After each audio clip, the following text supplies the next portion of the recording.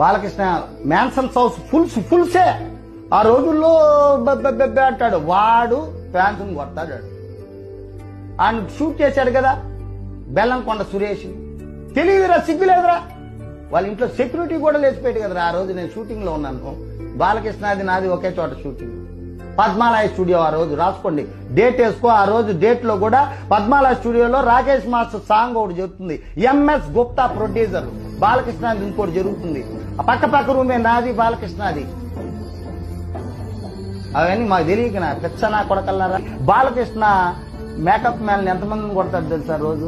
ఈ నా కొడుకు దిగడం మోచేతులు నీళ్లు తాగేవాళ్ళరా. మేమందరం టెక్నీషియన్స్. మీకు బుద్ధి జ్ఞానం ఉంటారా? ఫ్యాన్స్ ఒకడు ఒక అభిమాన ఫ్యాన్స్ వచ్చి, సార్ మీ అభిమాని సార్, మీ నాన్నగారి రెండు కూర్చోండి అన్న. ఈ లోపు అది సార్ అంటే టీ ఇవ్వండి అక్కడ. సార్ బాగుంది సార్, మీరు ఈ లోపు ఫోన్ వచ్చింది. హలో ఓకే అది ఓకే సార్.